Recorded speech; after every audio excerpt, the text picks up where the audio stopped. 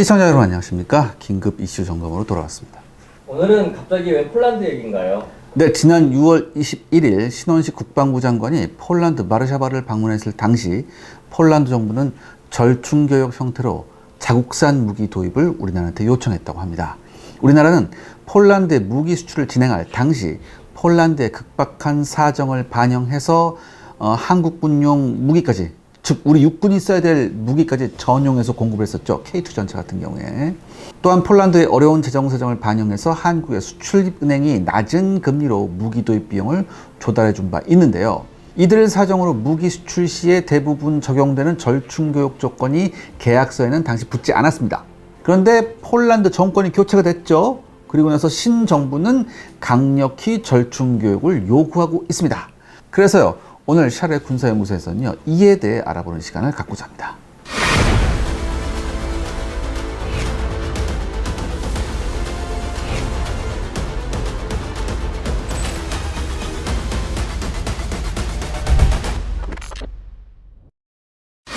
폴란드가 제안한 것은 뭔가요? 네, 부아디스와프 코시니악 카미슈 폴란드 부총리 겸 국방장관은요, 한국과 전략적 파트너십을 체결했다고 발표함과 동시에 한국 측에 절충교역을 요구했다고 이렇게 밝혔는데요. 그 내용을 보면요, 초기 단계지만 라크 자주박격포, 보르속 보병 전투 차량, PLS 패시브 레이더, 그 다음에 마오밥 K 지뢰 살포 차량, 플라이 아이 무인기, 글리디우스 무인 시스템 등이 포함되어 있습니다. 우리 정부는요, 폴란드의 절충 요구를 청취한 이후 방위사업청 안에서 관련 회의를 개최했으며 법적 책임은 없지만 폴란드의 요구를 거부하기 어렵다는 결론을 냈다고 합니다. 그 이유는 K2PL 흑표전차 대량 수출, 이게 다 합하면 820대가 넘잖아요. 그렇죠? 이거 외에 중보병 전투차와 중형 차륜 장갑차 공동 개발 사업, 그리고 오르카로 호칭되는 잠수함 사업 등이 논의되고 있기 때문입니다. 그럼 우리나라는 폴란드製무기를 얼마나 도입해야 할까요? 아직 폴란드의 구체적인 요구사항이 공개되지 않았지만 관계자들은 최소 수천억 원 수준을 도입해야 할 것이라고 얘기하고 있습니다. 국제적으로 무기를 수출할 시에는 거의 절충교역이 진행되고요. 우리나라도 인도네시아에 T-50을 수출하는 대가로 CN-235 수송기를 도입한 사례가 있었죠. 반대로 우리나라가 미국제 KF-16을 도입할 당시에 절충교역을 활용해 T-50 고등훈련기를 개발할 수 있었고요. F-35A 도입에 따른 절충교역을 통해서는 KF-21 개발에 필요한 일부 기술과 함께 군용 통신위성 2를 받기도 했습니다. 근래 사례를 보면 2023년까지 진행되었던 노르웨이에 대한 K2 흑표전차 수출 사업 당시 노르웨이는 무기 도입 비용의 100%를 절충교역으로 요구했습니다. 그리고 이것이 유럽의 통상적인 관행이었기 때문에 현대로템은 방위사업청에 지원을 요청했죠. 그래서 방위사업청은 당시 진행 중이던 K200 보병 전투차와 K808 차륜 장갑차에 대한 12.7mm RCWS 배치 사업을 중단하고 노르웨이가 K2 흑표를 선정하면 12.7mm RCWS 전부를 노르웨이 콩스버그사체 제품으로 전환시킨다는 결정을 내부적으로 내리기도 했었습니다. 결국 노르웨이는 막대한 천연가스를 수입하고 있는 데다 공동작전을 수행할 가능성이 높은 독일제 레오파드 2A8을 선정했죠. 만약 노르웨이가 K2를 선정했더라면 우리나라는 RCWS와 JSM 공대함 미사일을 도입했을 가능성이 높았다고 합니다. 아무튼 이러한 추세를 반영해서 얼마 전 7월 8일 국방부와 방위사업청은요, 폴란드산 무기 도입을 우선 검토하기로 결정했습니다. 그 성능과 한반도 전장 적합성 등을 확인하기 위해 폴란드에 조사 인원을 파견할 방침이라고 밝혔죠. 폴란드가 제안한 무기들은 어떤 물건들인가요? 폴란드가 우리나라한테 제안한 무기는요, 제가 앞서 언급한 여러 무기 체계가 있는데 오해하시면 안 되는 것이요, 방금 말씀드린 무기들을 죄다 수입하라는 것은 아니고요, 이들 중 취사 선택하라는 것입니다. 그렇다면 과연 우리나라는 이들 중 어떤 무기를 선택했을까요? 이제부터 하나하나 살펴봐야겠습니다. 먼저 LAK 120mm, 즉 락 120mm 자주박격포입니다. 락 120mm 자주박격포는 전 세계적으로 널리 확산 중인 포탑형 박격포입니다. 아시다시피 박격포는 1차 세계대전 당시에 개발된 이후 표준 무기가 되었고요. 서방의 기계화부대는 4차 중동전을 거치면서 소련군의 장거리 대전차 미사일과 대전차 로켓을 사전에 제거하고자 4.2인치, 즉 107mm 혹은 120mm 박격포 탑재형 장갑차를 기본적으로 배치하고 있습니다. 그 이유는 박격폭탄은 수직에 가까운 각도로 탄착을 해요. 그렇기 때문에 참호에 숨은 적군도 제거할 수가 있고요. 기계화 부대 진격로에 있는 매복 의심 지역을 손쉽게 청소할 수 있기 때문이죠. 우리 육군도 기계화 사단과 기갑 여단에 81mm와 4.2인치 박격포 탑재형 장갑차를 배치한 상태고요. 현재는 노후화된 4.2인치를 최신 120mm 자동 박격포로 대체하고 있지만 기본 탑재 구조는 변하지 않았습니다. 장갑차 뒤에 뻥 뚫어놓고 장갑차 뒤에 그냥 설치한 거예요. 그래서 장갑차 뒤에서 쏘는 건데, 그런데요, 1959년 프랑스는 회전형 포탑에 60mm 박격포를 장착한 이후 이를 차륜 장갑차에 올린 브렌트 MLE CM60A1을 배치했습니다. 당시 이것이 세계적 추세가 되진 못했어요. 그러다가 1981년 소련이 수송기로 수용되는 공정부대의 화력을 강화하고자 공수 장갑차인 BTR-D에 회전 포탑용 120mm 박격포를 장착한 2S9 노나 S를 배치하기 시작했죠. 이 2S9 노나 S는요, 화력이 부족한 공수부대에 강력한 지원 화력을 제공함 물론 포탑형 특성상 직사 사격이 가능해서요, 제한적인 대전차 전투도 가능했었습니다. 2S9 노나 S는 소련 아프가니스탄 전쟁에 투입되어서요, 최대 80도에 달하는 포신 부항각을 활용해 높은 산악 지형에 매복한 무자히딘 반군을 상대로 맹활약을 펼친 바 있습니다. 이에 소련군과 그 후신인 러시아군은 2S9의 120mm 박격포 포탑을 보다 방어력이 우수한 BMP-3 보병 전투차에 탑재한 2S31 베나를 개발해 체첸 내전, 시리아 내전, 그리고 우크라이나, 러시아 전쟁 등에 투입했죠. 그렇기 때문에 이 포탑형 박격포는 이제 시가전에서 반드시 필요한 장비로 자리 잡았습니다. 서방 국가들 역시 포탑형 자주 박격포의 우수성, 그러니까 최대 80도에 달하는 고각 사격 능력을 통해 산악전과 시가전에 대응할 수 있고, 장갑화된 포탑 덕분에 적군의 포격이나 저격에서 훨씬 안전하다는 점을 주목했습니다. 이에 스웨덴과 핀란드가 공동으로 아모스, 즉 어드밴스드 모탈 시스템이라는 포탑식 120mm 쌍열 자주 박격포 외에 단포신을 사용하는 네모를 개발했습니다. 하지만 이게 유럽제답게 너무도 비쌌습니다. 폴란드도 애초에 포탑식 자주 박격포 도입을 검토했지만 이게 너무 비쌌고요. 그래서 폴란드 내부에서 자국군 수요 및 수출 시장 개척을 위해서 독자적으로 락 120mm 자주 박격포를 개발하게 된 것이죠. 이 락의 성능을 보면요, 분당 6에서 8발의 발사 속도를 가지고요, 최대 사거리는 이 로켓 추진탄 랩탄을 사용하면 10km 이상입니다. 그리고 박격포 포신은 마이너스 3도에서 플러스 80도까지 방열할 수 있어서요, 시가전 상황이나 산악전에 대응할 수 있고요, 완전히 장갑화된 포탑에 탑승한 2명의 승무원에 의해 운용됩니다. 그리고 사격 명령이 내리지만 30초 이내에 초탄 발사가 가능하고요, 사격을 끝낸 이후에는 15초 이내에 사격 지점을 벗어날 수 있습니다. 그런데다가 직사 사격 능력을 통해서 보병이 지시한 곳에 대한 신속한 화력 지원이 가능하죠. 이 락의 성능에 만족한 폴란드군은요, 2016년에 64대를 도입하는 계약에 서명을 했고요, 2023년 초반에는요, 우크라이나가 락 120mm 자주 박격포 54대를 긴급 주문했죠.